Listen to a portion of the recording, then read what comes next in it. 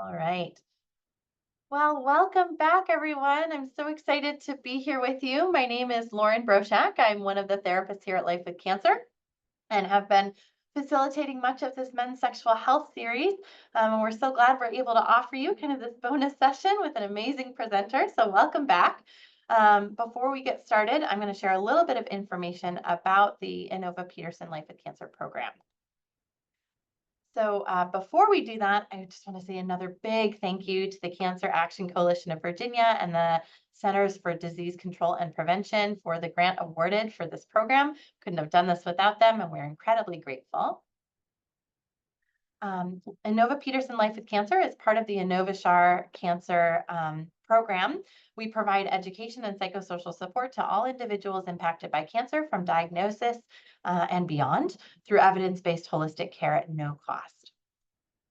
Our mission is to enhance the quality of life of those affected by cancer, providing a whole variety of different programs. We offer several support groups, educational programs, mindfulness programs, fitness programs, and more.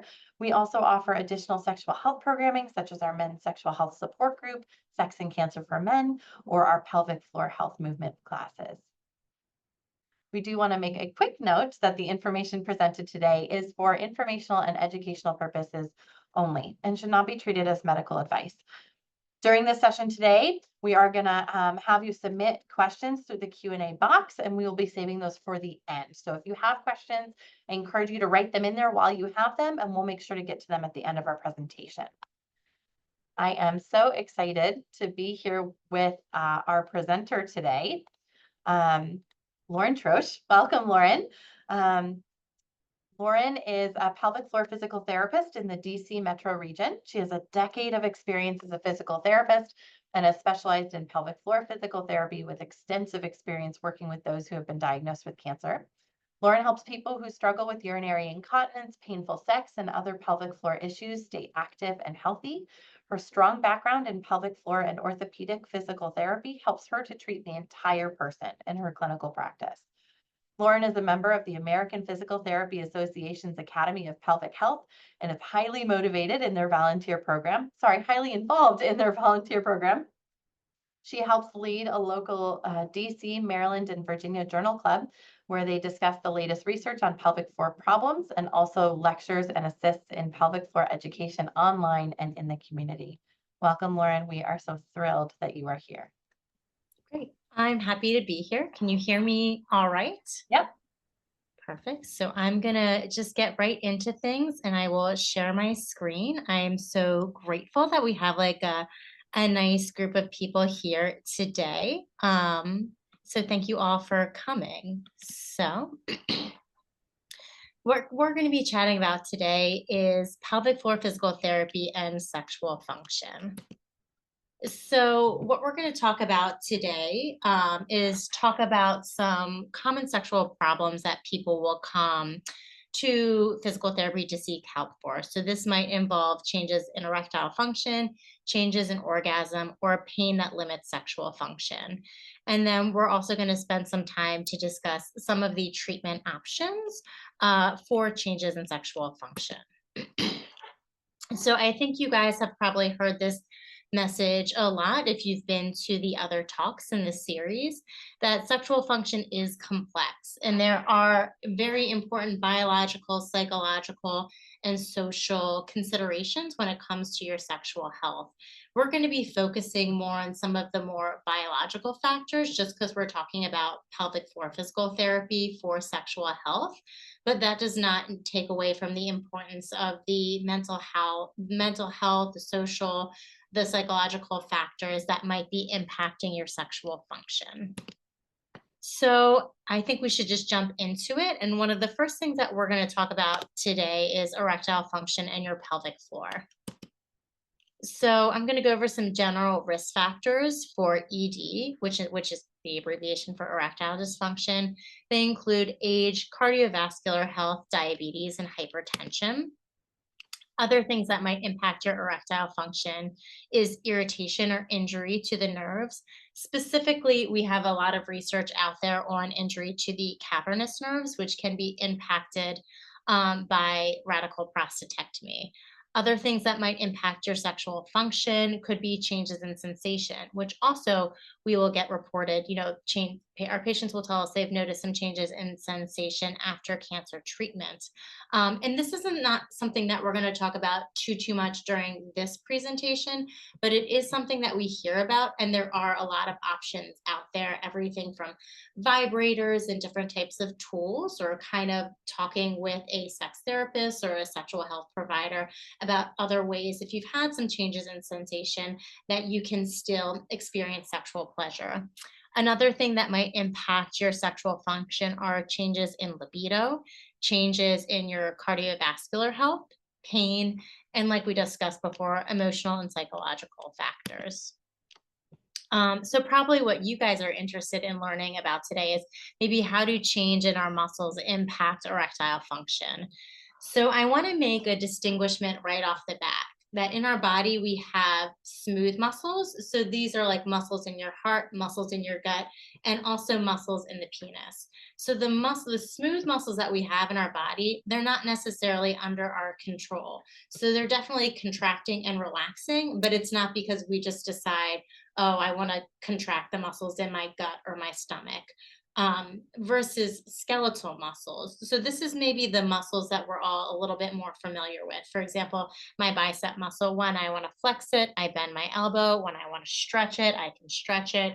So I can contract it and relax it under my own volitional control. And that also includes the pelvic floor muscles. So pelvic floor muscles, which I think you guys learned a lot about in previous presentations, they are skeletal muscles. They're under your control. You should be able to contract them or do a Kegel. You should be able to relax them. You should be able to stretch them.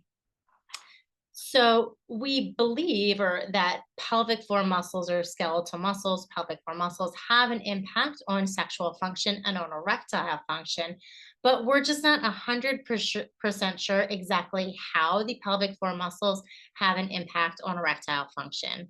They hypothesize that superficial muscles may help blood flow get into the penis, so it might aid in getting blood flow into the penis for an erection, and it also might help to trap the blood flow in the penis to maintain an erection. So we believe that there is a role of pelvic floor muscles in sexual function. We're just not 100% clear on how they play a role. So we're going to talk briefly about some of these muscles of the pelvic floor, especially these superficial muscles of the pelvic floor. So I've got them bracketed there. This whole area, I'm not sure if you guys can see my pointer or not. This is known as the root of the penis. And then you've got the body right here, which I'm sure people are a little bit more familiar with. But at the root of the penis, in red there, we have a muscle there known as the bulbospongiosus. And over here, we have a muscle called the ischiocavernosus. They're just superficial muscles of the pelvic floor. And why they bring that up is that they believe that potentially contractions of the ischiocavernosus or bulbocavernosus, also known as the bulbospongiosus, muscles produce an increase in the intracavernous pressure. So that's the pressure within the penis, and influence penile rigidity. The bulbocavernosus muscle, this one right here in the center, is also hypothesized to compress the deep dorsal vein of the penis to prevent the outflow of blood from an engorged penis. So these are the kind of roles that they believe the superficial muscles of the pelvic floor play in erectile function. Okay. The first question that we want to explore today is, can pelvic floor muscle training help with erectile function, which is just one kind of part of sexual function. So here's a same little cartoon. Right here, you can see the superficial muscles of the pelvic floor. On the other right side of the screen here, you can see in red some of the deeper muscles of the pelvic floor.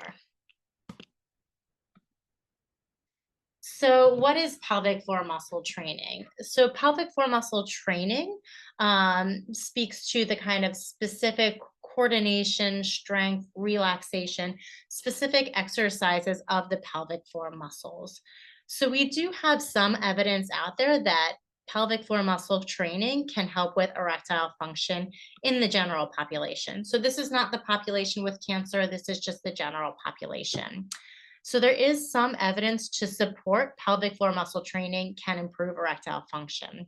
So in this study, it's kind of an older study from 2004 by Dory and colleagues.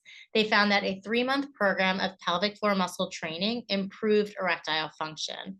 So in this study, 40% of these subjects resolved their issues with erectile function, and about 35% of the subjects improved. But something to note in a lot of these studies, excuse me, on erectile function, the methodological quality of these studies are oftentimes pretty poor. So in this study, they had a high dropout rate of about 40%. So while it's a promising study, we have to note that it did have some methodological issues. So in this study, the pelvic floor muscle training program that they did, so this included 5 sessions of physical therapy and also a daily home exercise program. So this exercise program that they would do at home included maximal effort contractions, endurance contractions, so holding for about like 10 seconds or so in different positions. So this included doing the contractions. And when I say pelvic floor muscle contractions, that means the same thing as Kegels. I kind of use the terms interchangeably, but it means Kegels, contractions of those pelvic floors. It means that activation of the pelvic floor muscles. So they did these activations in lying down, sitting, and standing. In addition, they did some contractions as they were walking, not maximum contractions, but about 50% effort contractions. They also did the contractions post void or after peeing. And this is something that kind of doing a couple of Kegels or squeezes after you finish peeing, not during, but after you finish peeing, can also be a great treatment if you're having some post-void dribbling. So dribbling after you finish urination, sometimes doing a few quick pelvic floor muscle contractions or Kegel can help push the rest of the urine out of there. That's just like a little side note there, a hot tip. And in this study as well, they did pelvic floor muscle contractions during intercourse. So in this review, so this is a separate study, they found that pelvic floor muscle exercise appears to be especially beneficial in men with erectile function due to mild or moderate veno-occlusive dysfunction. So what that means is an important part of getting erection is getting blood flow into the penis to help with that engorgement and rigidity. And what kind of keeps the penis hard is when the penis expands, you do get some compression of the veins in the penis. So arteries bring blood flow into the penis, veins bring the blood flow out. So as those veins get squished, the blood flow is, unable to escape from the penis. So for those people who blood flow escaping from the penis is an issue that's affecting their erectile function, pelvic floor muscle exercise appears to be especially beneficial. So since we're talking about exercise, I just wanted to make a quick note about cardiovascular exercise and erectile function. So cardiovascular exercise for erectile function tends to be most effective for vascular-related erectile dysfunction in those who have cardiovascular risk factors, hypertension, or are inactive. So this can help decrease the risk of erectile dysfunction and can help improve vascular erectile function. And in this study, the subjects did 40 minutes of aerobic exercise of moderate to vigorous intensity 4 times per week. So overall weekly exercise was of 160 minutes for 6 months, which contributes to decreased erectile problems in men with ED caused by physical inactivity or cardiovascular disease. So when they talk about moderate to vigorous intensity exercise, this can include anything from, brisk walking, like a nice bike ride, to, running, jogging, and intense cycling. So now we're going to get back to talking about pelvic floor muscle training, pelvic floor muscle exercise, but we're not talking about the general population anymore. We're going to talk about post prostatectomy. And the reason we're talking about post prostatectomy is just this is where most of the research is with regard to pelvic floor muscle training in our patients who have cancer. So this slide here, it's got 3 studies laid out. The first one is the most recent one, where the study was done in patients 3 months after, or I guess in the 3 months after they had radical prostatectomy. So they did intensive pelvic floor muscle training. We're going to talk about that protocol of training a little bit later because it's the same training protocol that they use in a program for pelvic floor muscle training for urinary incontinence. So in this kind of doing this intensive training program, they did not find that the subjects who did this training had improved erectile function at 3 months. And the authors of this paper hypothesized that 3 months might have been just a bit too soon to see any type of changes in erectile function. We'll talk a little bit why, especially in the post prostatectomy population, that most people experience erectile dysfunction. It has a lot to do with the injury or the irritation of the cavernous nerves, which live right near the prostate. And it takes quite some time for those nerves to recover, definitely over 3 months. So it might have been in this study, the pelvic floor muscle training wasn't effective because it was measured too early, but we just don't know because we don't really have any more recent literature on how intensive pelvic floor muscle training might affect a person, 12 months down the line post prostatectomy. Now, these next 2 studies, they're a bit older. This one is from 2012, and the next one is as well. They were kind of longer term studies looking at 6 or 12 months. And they found that those who started pelvic floor muscle training earlier post-op had improved erectile function at 6 and 12 months. And in this last study, pelvic floor muscle training group with biofeedback had improved continence and erectile function as compared to a control group at 12 months post-op. And they also found in this last study that improved urinary control was associated with a higher chance of improvement in erectile function. And this was like a statement that was in a different study in a review. The effect of pelvic floor muscle training alone on post-prostatectomy erectile dysfunction and climacturia remains inconclusive. However, this is likely to be affected by the participant adherence and physiotherapy supervision. High-quality trials providing intensive supervision and due consideration of adherence factors are recommended. So like I had mentioned before, the literature out there is mixed with regard to pelvic floor muscle training alone for post-prostatectomy erectile dysfunction and climacturia. But methodologically, these studies aren't great. Compliance might not be the best, and supervision and making sure people are doing their exercise might not be in the best in this study. In addition, this is on pelvic floor muscle training alone. For many people, they're doing pelvic floor muscle training in addition to other kind of penile rehab to help with their erectile function. And penile rehab is something that we're going to review somewhat towards the end. Excuse me. So as we just discussed, a little review about why people might be experiencing erectile function issues post-radical prostatectomy.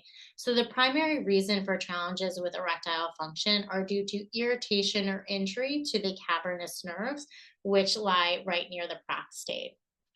So even if these nerves are going to recover, which for some people they do, and other people, their nerves might be injured. The recovery of nerves is very slow and it takes a lot of time. So during this time, when your nerves might be healing, you may lose your erections during the course of the day, but also your nightly erections. So I believe people will have an average of like 3 to 6 erections over the course of the night. And that's going to bring blood flow into the penis. It's going to stretch those smooth muscles of the penis. It's going to keep those tissues nice and healthy. And if it takes quite some time for the cavernous nerves to recover, that's a long time when you're not getting that blood flow into the penis, getting those kind of healthy sort of erections during the night. And that's when the kind of penile rehab comes to play in getting some blood flow into the tissues during this time when nerves are healing. And as I said before, we're going to talk about the penile rehab a bit in some future slides. So even though the evidence on pelvic floor muscle training post-prostatectomy is a bit mixed, we still want to encourage people to continue their pelvic floor muscle training, even if it's not, especially early on, you're not noticing any changes in your erectile function. We do want to really encourage you to do any sort of thing that's going to get blood flow into the penis, even if it's not enough blood flow to, contribute to an erection. We want to keep those tissues as healthy as possible, and also strengthening of the pelvic floor we have really good evidence to support that can help with urinary function. And so we want to encourage you to do pelvic floor muscle training as you're recovering.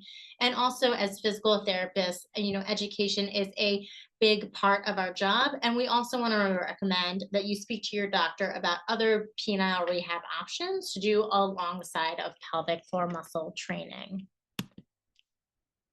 So I would love to talk a little bit about urinary incontinence in this presentation, because I do believe it does have an effect on your sexual function. So if you're kind of apprehensive about, loss of urine, if this is something that you're feeling nervous about, or it's just generally not making you feel very great, that could have an impact on your sexual function. Also, there is something out there called climacturia. That means during climax or orgasm, people experiencing urinary incontinence, which is something that we see, especially in that post-prostatectomy group. So here's a study out there. So this is by the same author, Joe Melios, who did the one study on intensive pelvic floor muscle training post-prostatectomy, but only was able to measure things for 3 months. So she had a high intensive pelvic floor muscle exercise program that she had her subjects go through. So the pelvic floor muscle training that they did required the subjects to do all of their contractions in standing, not lying down or sitting, because usually people are leaking during standing, and this is the most challenging position to do pelvic floor muscle training. They would do 120 contractions a day. So they would do a set of 10 pelvic floor muscle contractions holding for 10 seconds, and they would do 10 quick contractions. And they would repeat that 6 times a day for a total of 120 contractions. And that they did see improvement in the subject's urinary continence. So this program is based on some strengthening principles that we use for kind of any muscles of the body. So the pelvic floor muscles, and you guys might have already reviewed this in the past, but they're made up of type 1 endurance fibers, and they're also made up of type 2 kind of quicker, fast twitch muscle fibers. So we need to work both the quick contractions and also the endurance contractions. We need to make sure the exercises that we're doing for our muscles are challenging, or they're never going to experience hypertrophy. And ideally, with any exercise program, we're adding some resistance, which is a little bit different than adding some resistance for your bicep curls. As you can see here in this image of the pelvic floor, a good way to add some weight to your pelvic floor is to do some contractions with some urine in your bladder. That's going to put a little bit more weight on your pelvic floor and make you work a little bit harder if you're able to take on that challenge. If you're just experiencing a lot of leaking with contractions, then it might be best to not do your pelvic floor muscle training on a full bladder.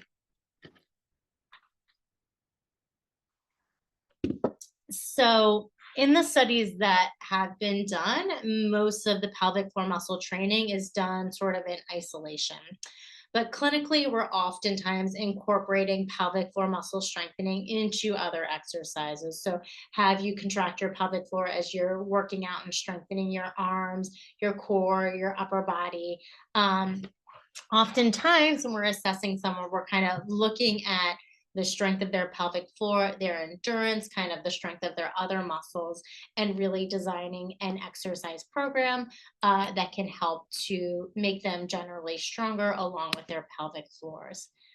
So I've done some talks for groups in the past and put together a few little handouts based on the kind of exercise that they enjoy doing. Now, I know you guys have had yoga talks in the past, but I have this presentation or this little handout that I had made up. So as I had just said, you can incorporate pelvic floor muscle strengthening into other exercises that you're doing. For example, as you're like holding a plank, you can hold your pelvic floor muscles. As you're holding different positions like tree or chair pose, excuse me. Um, if you're a person who really likes yoga, you can kind of hold 10 seconds contractions as you're doing these different yoga positions. And this is something kind of incorporating pelvic floor muscle exercises into other exercises. Some people can get it pretty quickly and intuitively. Other people, it might take a little bit of training with perhaps a physical therapist. These are just other poses where you might be able to throw like a pelvic floor muscle contraction or Kegel and hold it with different exercises, including bridges and boat poses and V poses. And some of the talks that I've done too, people have really enjoyed going to the gym, doing push-ups and doing squats. And there's ways that you can incorporate pelvic floor muscle contractions into any of these exercises. Some people, as long as you've got that kind of coordination and strength of your pelvic floor to do so. If you're unable to do so, starting with maybe isolated contractions might be your best bet. It really depends case to case. Everybody's a little bit different. Again, these are just other examples, as you're pulling down for a lat pull down, you can contract your pelvic floor. As you're pulling weights in for a row, you can contract your pelvic floor. As you're doing bicep curls, you can contract your pelvic floor. And these are all different ways to get some pelvic floor muscle strengthening in, if pelvic floor muscle strengthening is the appropriate treatment for you.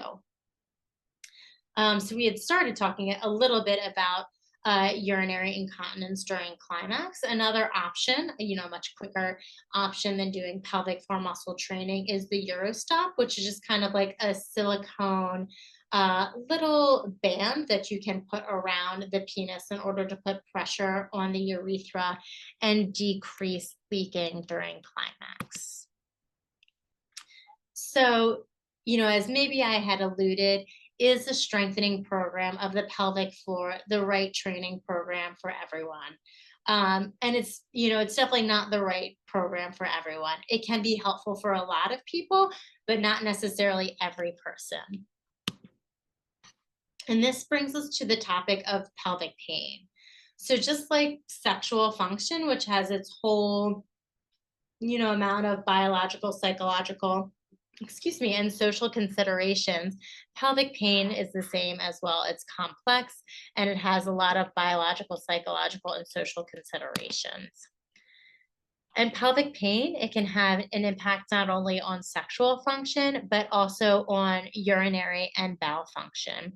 So sometimes in our patients who are having pelvic pain, we might see them having difficulty avoiding urinary, and that's peeing, urinary urgency, urinary frequency, maybe a weak stream, feeling like you need to push to pee. Of course, there can be other reasons for difficulty going to the bathroom, but pelvic pain might be one of them. Pelvic pain also might be associated with some constipation.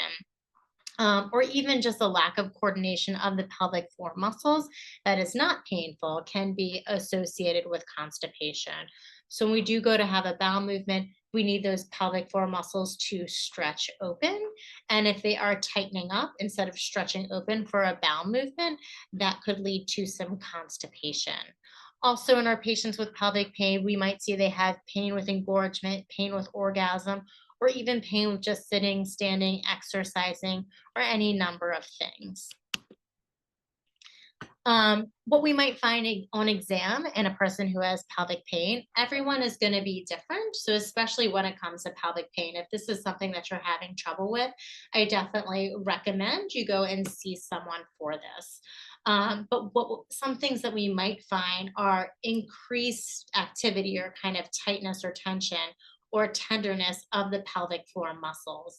And if you recall from those slides that I had showed, you've got those superficial muscles of the pelvic floor that are sitting between the testicles and the anus, and the deeper layers of the pelvic floor that are kind of stretching like a hammock between your pubic bone in the front and your tailbone in the back. So we might find that people have tension in any of these muscles. We might also find that they have, their pelvic floor muscles aren't functioning quite as well. Maybe they have less strength, less endurance. They have trouble relaxing their pelvic floor muscles after contracting them. They might also have findings outside of the pelvic floor. You might find that, or we might find that they have decreased hip or spinal range of motion, or tension or tenderness of the muscles of the hip, spine, or abdominal wall. We also might find that they have some sensitivity of their nervous system. So their nerves are really sensitive or on high alert, which might be contributing to their pelvic pain. Um, Also, we can oftentimes see a relationship between pelvic pain and difficulties with erectile function. And it has been hypothesized that overactivity or tightness of the pelvic floor muscles, or just the pelvic pain itself, might contribute to decreased blood flow into the penis required for erection. We might see somebody who has pelvic pain with or after orgasm, which might be associated with that tension or tightness of the pelvic floor muscles or sensitivity of the nervous system. Uh, a question is, what is an orgasm? An orgasm is a cortical, so kind of associated with the brain, and sensory phenomenon in which rhythmic contractions of the bulbocavernosus and ischiocavernosus, so those are those superficial muscles that lie between the testicles and the anus, is perceived as pleasurable. So one quick note about orgasm, you'll notice in that definition, this one right here, cortical sensory phenomenon in which rhythmic contractions of the bulbospongiosus and ischiocavernosus muscle is perceived as pleasurable. There is nothing in here about erections, and there's nothing in here about ejaculation. So I think oftentimes people will confound orgasm and ejaculation, or feel as though they need to be able to have an erection in order to have an orgasm. But an orgasm is something that involves your brains, your nerves, your muscles, and does not require ejaculation or an erection for it to happen. That was just like a quick little my PSA, and hopefully that's something that you guys have heard in the past. A quick note here about premature ejaculation. There is a higher prevalence of premature ejaculation in those with pelvic pain, and there have been studies that support improved pelvic floor muscle control helps with premature ejaculation.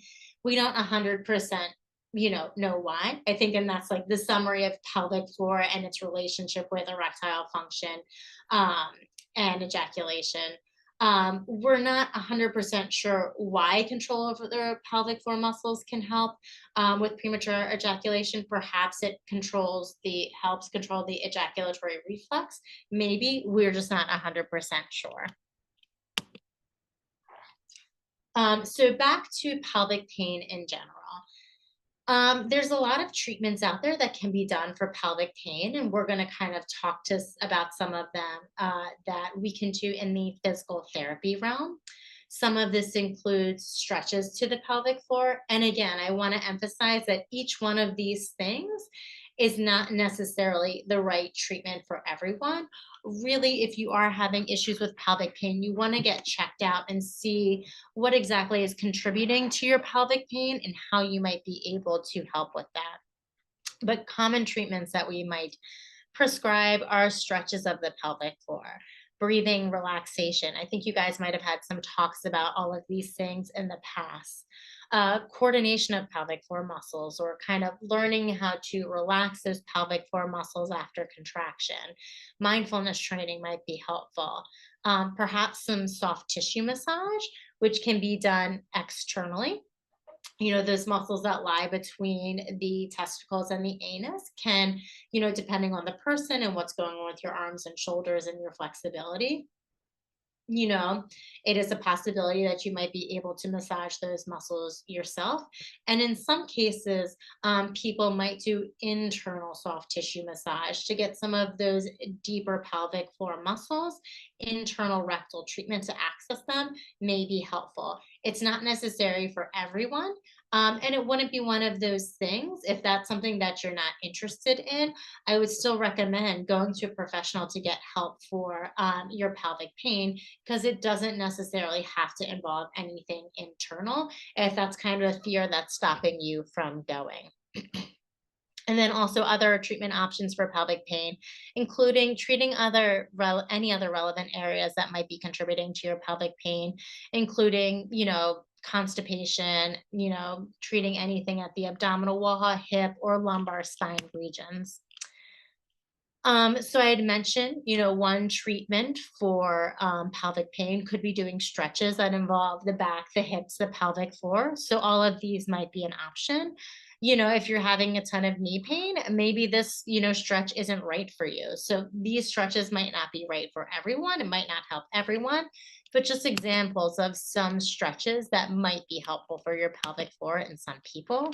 These were a little handout I made. This is a handout used with a very common exercise program, something like this that I might hand out to a patient after, we've seen them, if we've deemed that these stretches are appropriate for them. Pelvic floor lengthening, all of these might be helpful in somebody who has pelvic pain. So again, like we had discussed, massage to any of these muscles could potentially be helpful. Sometimes we'll use, our own fingers to do massage. There are other tools out there, including, I think I've got one here with me, like a pelvic wand to help you reach deeper tissues externally. There's different types of balls that you can use, sit on, that are squishy for some soft tissue work. There's a lot of different treatments out there that can be designed for, an individual's particular issues. And when it comes to pelvic pain or any kind of sexual health issue in general, we highly recommend a multidisciplinary approach. Seeking help potentially from physical therapy, from our mental health colleagues, and also from our medical colleagues as well. For example, in the case of pain with orgasms, some medications can be particularly helpful. So other tips, like we said, pelvic floor muscle lack of coordination might lead to constipation. There's all types of treatments out there for constipation, everything from diet, fiber supplementation, increasing your water intake, exercise, abdominal massage, using a little stool underneath your feet to help the pelvic floor muscles stretch and open up for bowel movements. All of these things might be helpful. So this was kind of the main bulk of the material about what either strengthening or kind of stretching, relaxing pelvic floor muscles can do to help for sexual function in the case of people who maybe have some kind of veno-occlusive issues that might be contributing to their erectile function issues, or maybe some pain that might be affecting their sexual function. But I wanted to give a quick, and this might be a overview of some of the other evidence-based recommendations for erectile function issues. So the first line treatment that oftentimes is recommended is the PDE5 inhibitors. So this is like your Viagra, Cialis. Other forms of penile rehab include injections, inserts, vacuum pump.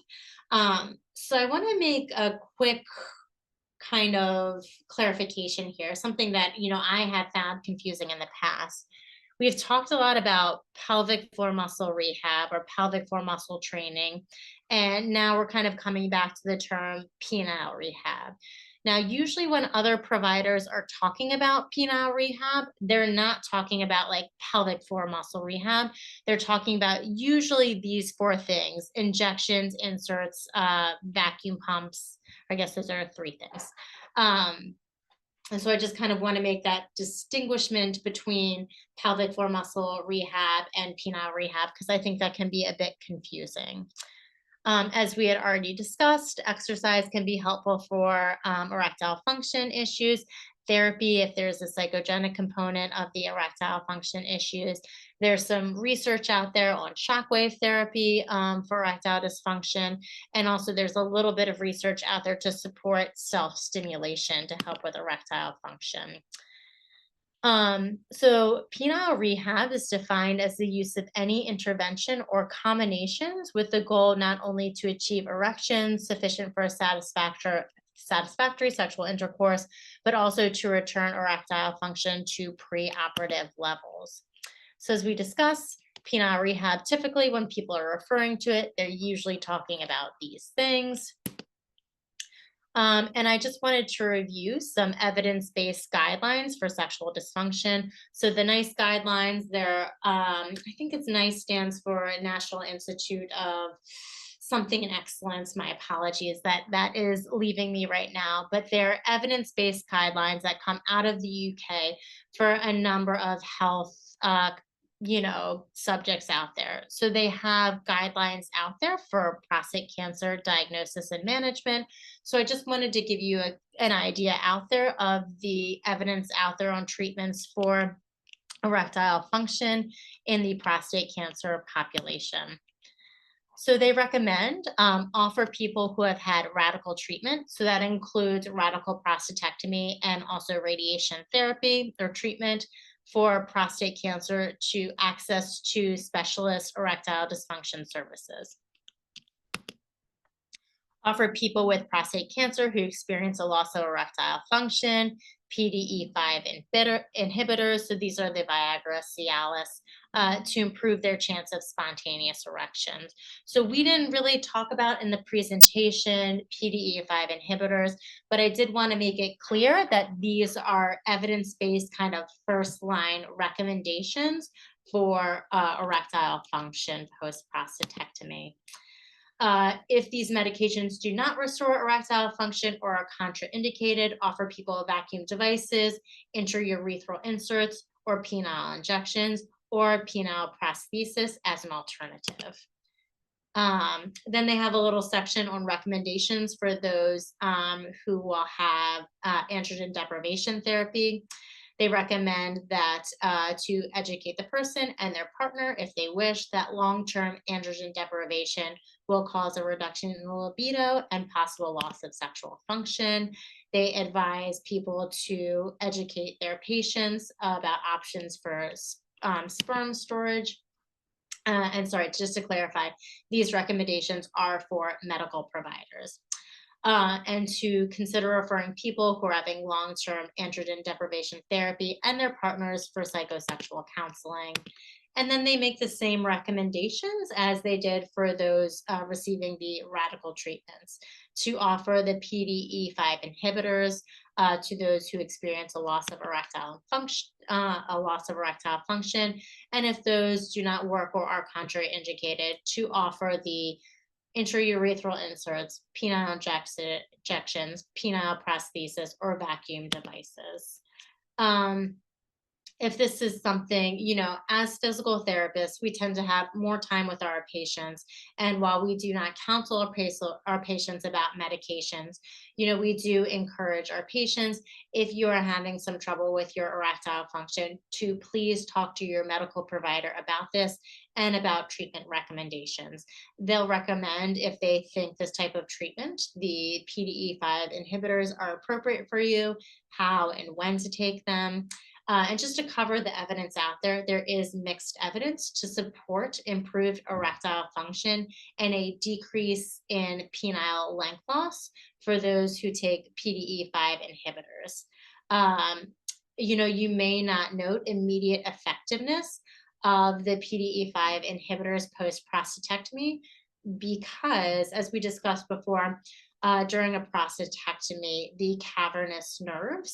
um, the cavernous nerves that are kind of right next to the prostate get irritated or potentially injured. They take quite some time to get better. And they do release nitrous oxide. So if you're going to have an erection, typically those nerves will release nitrous oxide, which will help the smooth muscles of the penis to relax, allow more blood flow to get into the penis, and then that increased blood flow will cause the swelling or kind of growth of the penis. That kind of growth or swelling will then put pressure on the veins in the penis and prevent the outflow of blood. So while those nerves are injured and they're not releasing nitrogen oxide, then the PDE5 inhibitors do require nitrous oxide to work. So you might not be seeing immediate changes because of this. And of course, every medication, every treatment has side effects. And for these medications, they could include headache, stomach ache, or flushing. Penile injections, this is another thing to talk to your doctor about. They would be used probably, at least 6 weeks post-op prostatectomy. They're only to be used 3 days a week, no more than that, to decrease the risk of scarring. They help with that smooth muscle relaxation so that even if you don't have nitrous oxide, blood flow can get into the penis, and your physician would educate you about, or nurse practitioner or medical provider, about side effects, including priapism and pain. Vacuum therapy, this kind of falls in a little bit closer to the physical therapy scope of practice. So there is mixed evidence for their use. They're oftentimes used in conjunction with the PDE5 inhibitors. And there's mixed evidence for improvement in erectile function and also in decreasing the penile length loss after surgery. So in order to use the pump, they can be typically used, 4 to 6 weeks post-op. They can be used even 2 times a day. They can be used daily, and oftentimes they're recommended to use daily, or at least like 4 or 5 times a week for at least a minute, kind of depending on which protocol you look at. So here's one protocol that's out there. They recommend to use a water-based lube on the pump. You're going to place the pump or your penis in the pump and then press the pump against your body. There's a base at the bottom of the pump, which between the base and the lubricant will create a seal, an airtight seal. And then you can kind of slowly use the pump in order to get blood flow to the penis. You don't want to use it super fast. After you've gotten some blood flow into the penis, you break the seal, allow the blood flow to go back out of the penis, and then you repeat this process. If you're just using it for penile rehab, you're not going to use it with a constriction ring. But if you were using it for potentially penetration, if that's something that you're interested, then a constriction ring would be transferred from the pump onto your penis. And they recommend to use the constriction ring for over 30 minutes and to take a 60-minute break between uses. In the protocol that we're discussing right now, they recommend 20 engorgements daily. So like we said, bring blood flow into the penis, let it out, and repeat. So this can be done in a 10-minute session. I think I've seen up to 15-minute sessions recommended, or you can do kind of 2 5-minute sessions a day. And the constriction ring is not to be used unless attempting penetration. So one thing that I would say about the pump use is that sometimes it can be tricky to use, and to try not to get discouraged if you don't get the hang of it the first time. There's 3 parts to the pump. You have the cylinder, the base, and then the constriction ring. So there's a video that I've linked here by a woman named Victoria Cullen. She has a great site out there called A Touchy Subject, which has a lot of information out there about sexual function, especially for those who have a prostate cancer diagnosis. And in her video that I've linked here, she does speak about if you're having some trouble with a pump. Sometimes people who have a lot of hair, they have trouble getting that airtight seal. So you might need to kind of shave your hair before using. You might need to use a little bit more lube if you're having trouble making that airtight seal.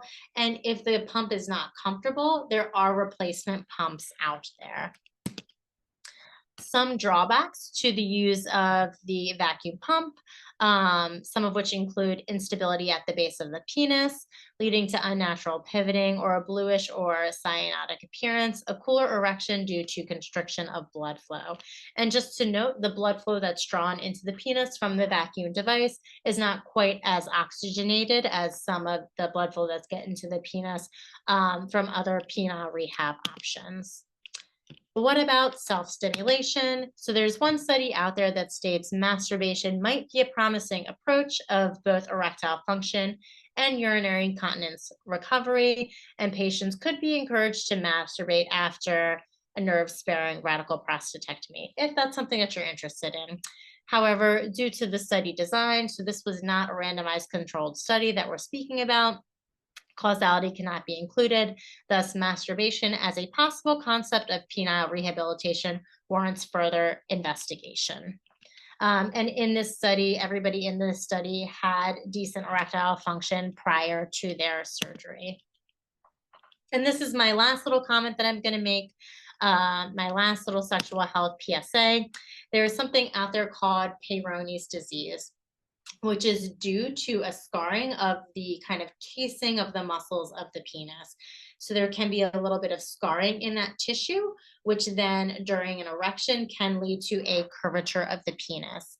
And it is more common in those who have a history of deputans contracture. That's like kind of a contracture in the hand, in which the pinky and the ring finger will start to kind of have a curved appearance.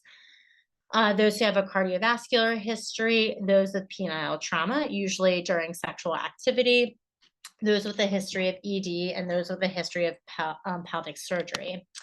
Um, so the tricky thing is that you will only see the curvature during an erection. So if you do have issues with erectile function and you're not getting erections, you might not notice if there is like a little plaque or a little scar tissue in there. So Joe Melios, who did some of the continence study, she did a study on the use of ultrasound. So ultrasound that's used in physical therapy to treat the plaques of Peyronie's disease, and she found some success. The better success is when people were able to get diagnosed with Peyronie's disease earlier, which can be tricky if you do have issues with erectile function, which is also a risk factor for Peyronie's disease. So she recommended doing self checks of the penis, just feeling the penis about once a month to feel for any kind of pea-sized nodules. And if you do find one of those, going to your doctor and getting that investigated. Because with many of the treatments, doing them earlier can make them more effective. Some of these treatments include medications, injections. We discussed how Dr. Melios did a sound on ultrasound for Peyronie's disease. There's some research out there on shockwave therapy, and in more chronic cases, surgery is an option. So that's all of the information that I have here. And in conclusion, sexual health is complex. Cancer treatments may have an impact on your sexual function, and there are treatments out there that can help. And an individualized and multidisciplinary approach can be helpful.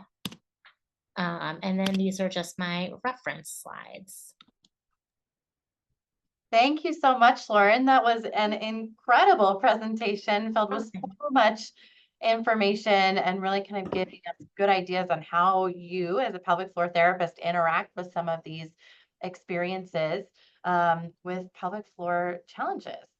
We have a good handful of questions here in our Q&A box. So I'll go ahead and start those. If others have questions, please feel free to put them in the Q&A box and we'll make sure to get to them. We've got a good chunk of time for questions. So for post-external radiation treatment, When should pelvic floor exercise start, both for ED and for urinary issues? And this is tricky because we don't really have a lot of evidence out there. Most of the research, which is probably something that you've noted and maybe are frustrated about, is about the pelvic floor muscle training post prostatectomy, and we really don't have that much evidence out there on pelvic floor muscle training post radiation therapy. I know Dr. Melios, who is like a pelvic floor uh, physical therapist and PhD, is starting to do some of that research. So I can't say anything that is evidence based with regard to that. Number one, we want the pelvic floor muscle training to be comfortable. So if you're having a lot of pelvic pain or any of those sorts of things, I would recommend potentially going to a physical therapist and getting that checked out. But if everything is comfortable, then I don't really see any contraindications of starting that as soon as possible. Thank you. Oftentimes in a lot of these studies, and I know it was in a different population, but it seemed to be like kind of the sooner that you're able to participate in the interventions, the better. Kind of, and that's why I feel like our mantra with physical therapy. Not that we can't help people who have had, problems for quite some time with, exercise as well. Thank you. Oh, somebody asked, will the slides be available? Yes, slides will be available. We'll be sending them out in early July. So you'll get all of this information you can refer back to in a little bit. Have you heard about any studies using neurosensory re-education to regain sexual function? I don't know really too much about neurosensory education, so I haven't found anything. But that doesn't necessarily mean that there's not something out there. Thanks. Does taking nitrous oxide supplements help with ED? And that's another thing, I don't really know anything about nitrous oxide supplements and medications. While we encourage our patients to talk to their medical providers about different types of medical options, it's really outside our physical therapy scope of practice. In looking at those nice guidelines, I didn't see anything, kind of which are more, kind of global guidelines out there. I didn't see anything about nitrous oxide. So I'm sure it's maybe not quite as researched as some of the other things that were discussed. But not to say it does or doesn't work. I just don't know too much about them. Thanks. Is there any evidence that shockwave therapy can help with ED caused by a venous leak? So I know that you guys had uh, Dr. Rubin speak in the past. I know that there are some different studies potentially in the works for shockwave therapy. I know for pelvic pain, I think maybe for Peyronie's disease, potentially for erectile function issues as well. But since the research isn't out quite yet, I don't know exactly how that's going to turn out. I know that you guys had Dr. Rubin in the past, and that might be a good question for her since she's conducting some research studies, I think, at the moment on shockwave therapy. Great, thanks. I noticed that incontinence seems to be getting worse as I experience being cold, followed radical prostatectomy. Is this normal and a long-term issue, or can I expect this to fade away? There's 2 points to this question. Yeah. Second, what is the biofeedback used for the training group that was on your slide? So with the biofeedback one, which I believe, I think most of the biofeedback that was in these studies, because there were a few studies out there on that included biofeedback. Most of them are talking about, what we call like the SEMG biofeedback. So that is used, I think most of them were doing kind of internal rectal probes, I believe, because some of these studies are a bit older. Um, So I believe they involved the use of the internal rectal probe to teach people when they were doing a contraction and when they were relaxing. So that was the kind of biofeedback that was used in the session to ensure that the subjects were doing the correct pelvic floor muscle contraction and also the correct relaxation of the pelvic floor. So that's the second question. Can you remind me again the Yeah. first question? So I've noticed that incontinence seems to be getting worse as I experience being cold followed radical prostatectomy. Is this normal and a long-term issue, or can I expect this to fade? And I guess there would have to be like a lot more information, and probably like individual types of questions can be really tricky to answer without assessment. So there's different also types of incontinence out there. There's a couple of different kinds, but two of the major kinds that we see in pelvic floor physical therapy is stress incontinence. So that's the leaking with exertion, like laughing, sneezing, coughing, running, jumping, getting up from a chair. The other type of incontinence is urge urinary incontinence, or that like kind of overactive bladder. Um, and those can be treated very differently. So excuse me. So oftentimes in our patients who have urge urinary incontinence, urinary urgency and frequency, sometimes they will get some more frequency and potentially urge incontinence as they get colder. I'm not sure if exactly you're experiencing stress or urge urinary incontinence, but we do have treatments for both of them, which could potentially get better. We have really good evidence. We have much better evidence for pelvic floor muscle training for urinary incontinence than we do for erectile function at this point. And I think, I'm not sure if I can pull up the question again. Was this for post prostatectomy or post radiation treatment? Prostatectomy. Okay, yeah. So yeah, I would imagine that with a little bit of treatment, this could be something that could potentially get better. And especially if your urinary incontinence is getting worse post prostatectomy, it would definitely be something that would be worth checking out. We would expect potentially with time and treatment that hopefully, especially in that first year post-operatively, that urinary incontinence would get better. Sometimes with radiation treatment, you do see some increased urinary incontinence or symptom as time goes by. And maybe at that 3 to 5 years, both groups have like the same amount of sort of erectile function and urinary issues. So if you are post prostatectomy and you notice things are getting worse instead of better, I would definitely refer to a medical provider. Thank you. Mhm. Is there any evidence that penile injections are more effective for rehab than a vacuum pump?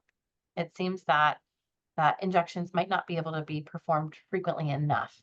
So do you have any evidence of like one versus the other and their effectiveness?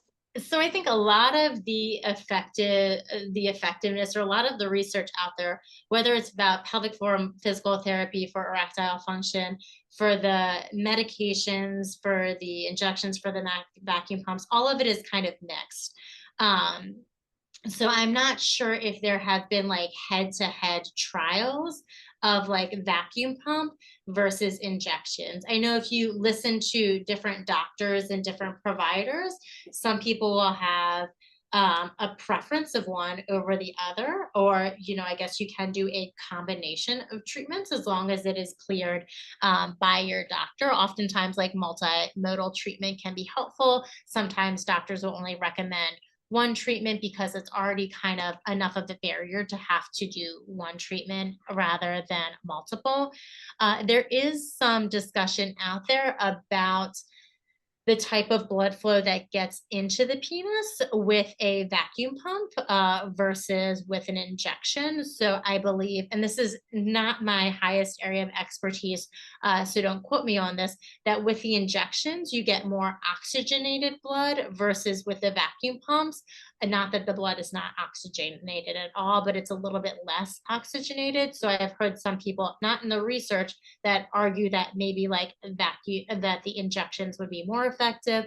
But you are right, you could do the vacuum pump much more frequently than you can do the injections. So I think it's a really good question, and I don't have an evidence-based answer, but can just provide that kind of information. Kind of the anecdotal experience and the things that you're hearing from the people you're working with and other. Yeah, Yeah, I think like usually people have, when it comes to vacuum pumps or when it comes to injections, oftentimes people have strong preferences of one over the other. Somebody who might want to do um, injection might not, because you get kind of a sort of different type of appearance of erection, kind of comes on, those seems like a little bit more natural or kind of similar to your erections potentially before, versus a vacuum pump. Somebody who wants like a vacuum pump might not want to do an injection into their penis. So I think it's kind of different groups of people, so they're hard to compare. sure.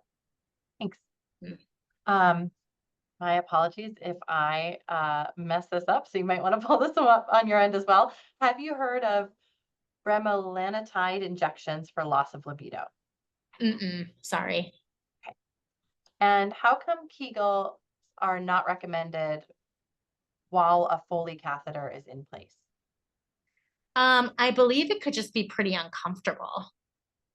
Yeah, because most of the time, like from with everything I've heard in instruction, the soonest that they would recommend starting physical therapy or pelvic floor muscle training is after the catheter is out. I imagine it's just like the comfort piece of things. Yeah, that was all of our questions. We'll give a minute if anybody else has any other questions they want to throw in the chat. Um, And while we wait, I just want to say a huge thank you to you. This has been such a privilege to hear you talk about this for the last hour. And I know I certainly already learned a lot, and this is a space I'm in all the time, and really appreciate just everything you had to offer, your expertise and all of the information. It was so accessible and easy to understand. So incredibly grateful for that. We don't have any other questions, so I'm going to wrap us up here. Thank you again, Lauren, and everybody else who is here with us tonight. We're so grateful to have you join us for one last bonus session. It was so wonderful to kind of go through this series with you and be able to cap it off with such an incredible presentation by Lauren Trosch. So we hope you all have a wonderful evening. You will get the evaluation from me this evening, and we will send out slides with all of this amazing information in early July. Thank you all so much. Thank you, Lauren. Incredible. Yeah, thanks for having me, and thank you so much to everyone who came. It was really an honor to be here. Take care, everyone.